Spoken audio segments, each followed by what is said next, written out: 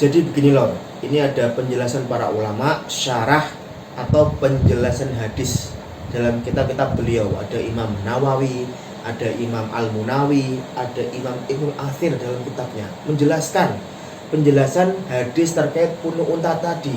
Intinya mereka sepakat bahwa hadis tentang punu unta itu bukan rambut asli, itu bukan lipatan rambut asli, tetapi adalah lipatan rambut palsu atau tambahan kain atau tambahan yang lain yang jenisnya.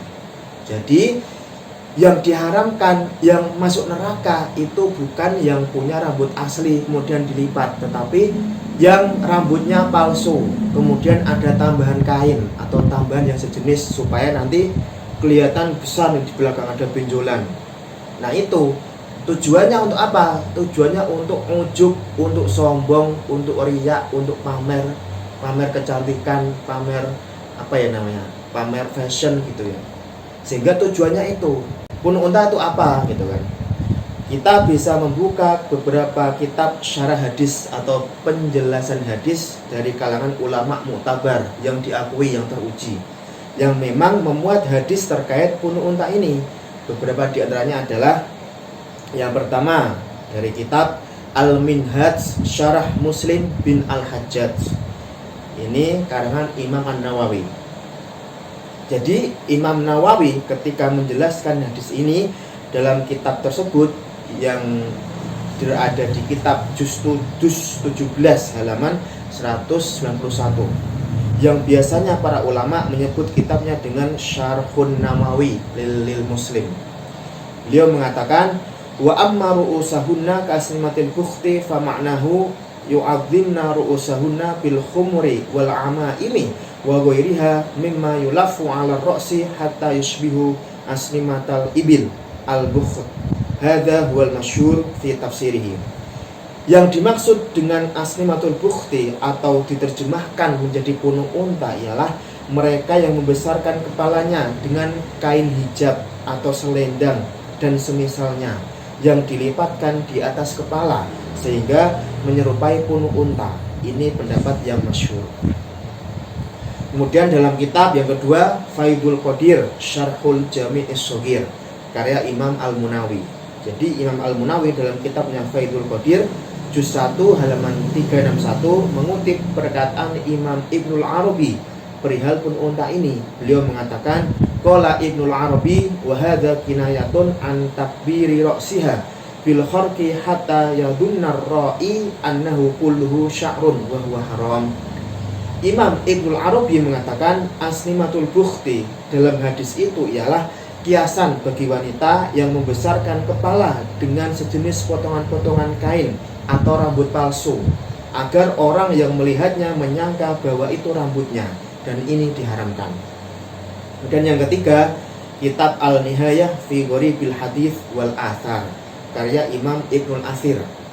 Jadi Imam Ibnul Athir dalam kitabnya tersebut An-Nihayah fi Gharibil Hadits wal Athar Juz 3 halaman 483 juga senada dengan apa yang dikatakan oleh Imam Nawawi ketika menjelaskan makna asnimatul bukhti itu. Beliau berkata, syabbaha ru'usahunna bi asnimatil bukhti likathrati ma wasalna bihi su'urahunna hatta sara 'alaiha min dzalika ma yufayyi'uha ay yuharrikuha khuyala wa ujba.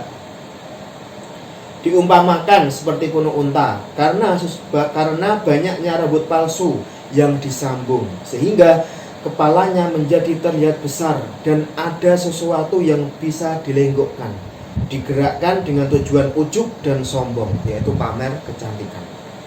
Jadi punu unta itu sesuai definisi di atas bukanlah lipatan rambut, akan tetapi lipatan dan gulungan sesuatu yang bukan rambut asli, entah itu kain atau bahan sejenis yang dilipat di atas kepala agar nantinya orang yang melihat menyangka bahwa itu rambut sungguhan yang panjang, padahal bukan.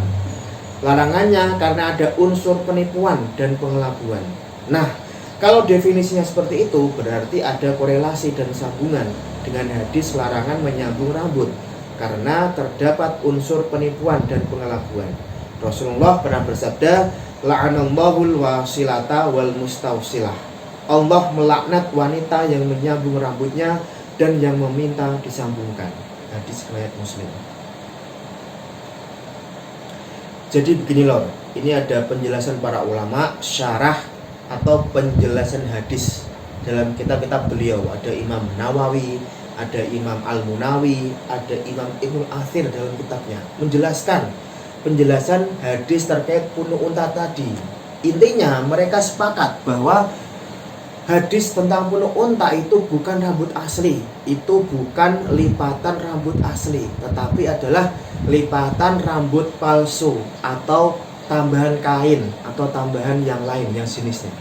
Jadi yang diharamkan, yang masuk neraka itu bukan yang punya rambut asli kemudian dilipat, tetapi yang rambutnya palsu kemudian ada tambahan kain atau tambahan yang sejenis supaya nanti kelihatan besar di belakang ada benjolan. Nah itu tujuannya untuk apa? Tujuannya untuk ujub, untuk sombong, untuk riya, untuk pamer kecantikan, pamer apa ya namanya, pamer fashion gitu ya.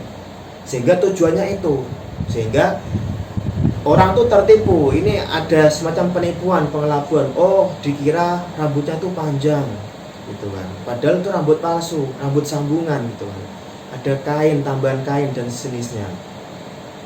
Dan dia tujuannya untuk sombong, untuk ujub, untuk pamer, untuk apa ya namanya, riya, flexing gitu kan, supaya orang mengira dia ini punya rambut panjang, supaya orang melihat dia itu cantik dengan menggunakan apa namanya, hijab tapi ada benjolan besar itu kan di belakang.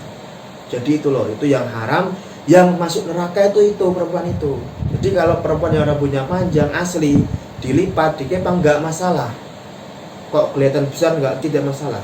Yang masalah itu adalah orang rambutnya pendek misalkan gitu kan, kemudian disambung rambut palsu, ditambah kain atau ditambah yang lain supaya di sini ada benjolan besar gitu kan, sehingga kelihatan seperti punu unta.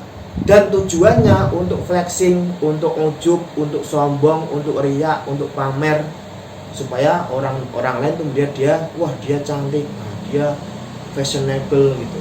Itu yang jadi tujuannya dan juga caranya, itu yang bikin orang masuk neraka.